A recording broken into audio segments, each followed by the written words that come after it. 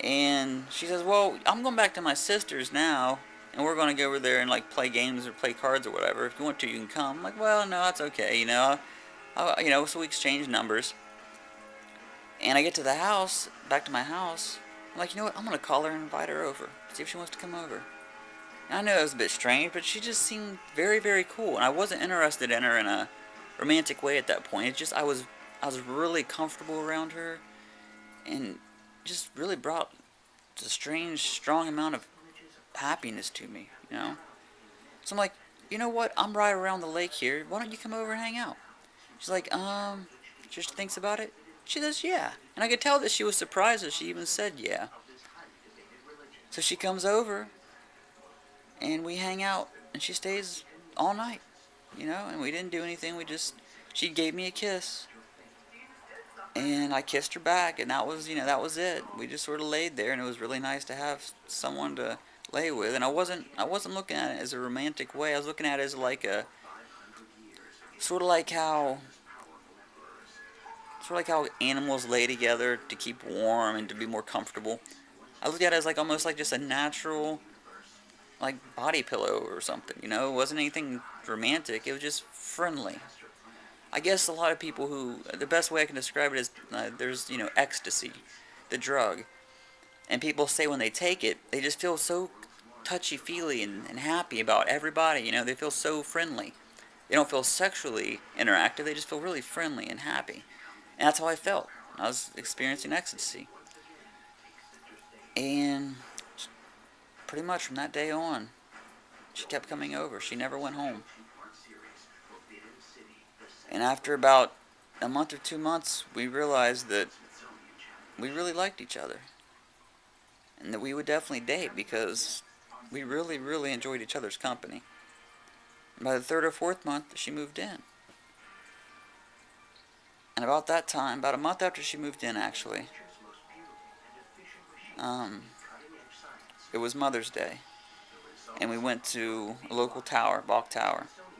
It's like a garden area. It's really beautiful. And we were standing at this well.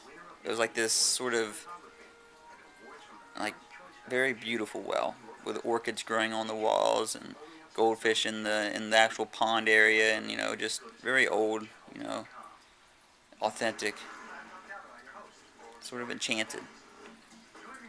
And at that point, I realized I'm like, crap, this is the girl for me. Like, this is the girl I want to spend the rest of my life with. And I've been fighting that feeling for a good 3 or 4 months.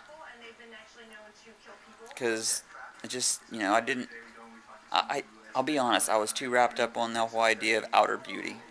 She is a beautiful girl. But I think that well, in a nutshell, the way society is, they throw beauty in your face as being, one thing on the cover of magazines, movie stars, that kind of thing. And that was pulling me away from Jenny, from thinking that she was pretty enough, as stupid as that sounds, because she's beautiful. But anyways, that day at that well, I realized she is the one. And she realized it too. She realized that she loved me, I loved her, and we want to spend the rest of our lives together. That's the foundation that locked me, that carved it in stone. That's why I can't erase it. It's it's destiny. I just don't understand what happened. If she, if she were watching this, I know she'd be like, "Oh my gosh, she's crying." I'm not trying to cry. I just really, really enjoyed her company. She was the brightness. She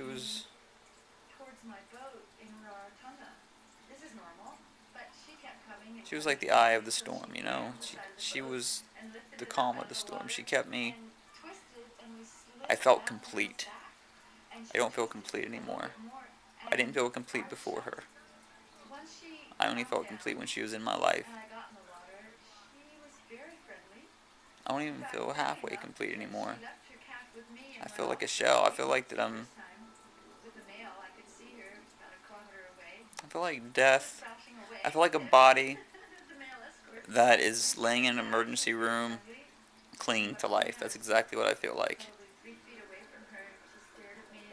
Maybe, if someone is watching this who has a very broad, um, uh,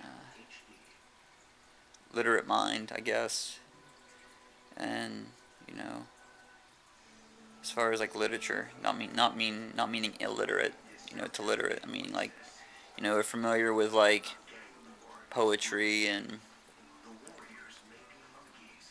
metaphors, just passion, who are passionate about vocal speech and the beauty of phrases and how powerful they can be.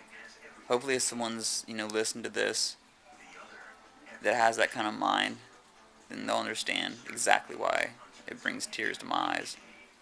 They'll understand exactly why I feel so empty now.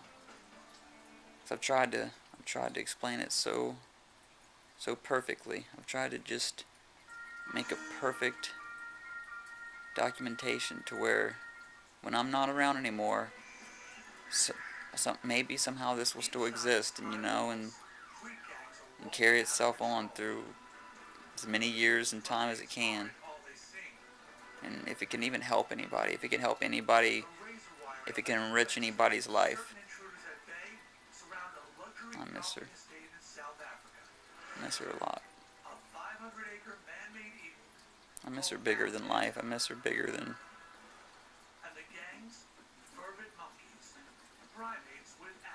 existence. I miss her.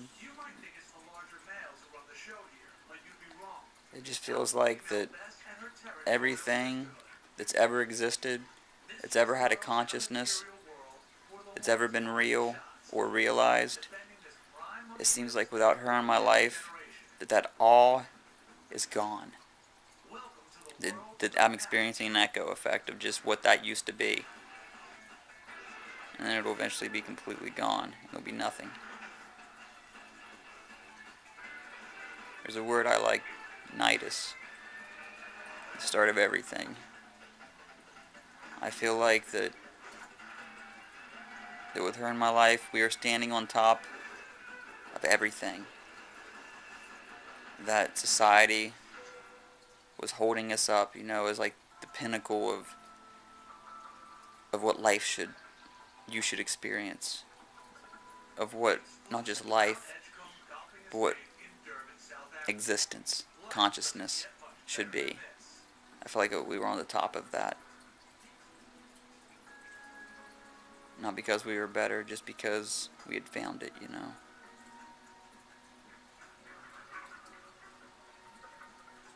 I feel a lot better that I've got to say all this.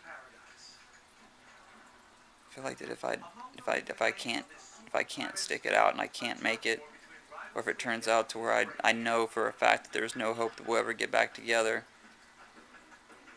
that someone hopefully will listen to this as if not anything, is for evidence of what happened. And I really hope Jenny would listen to it. I hope Jenny would watch this and know what I was talking about.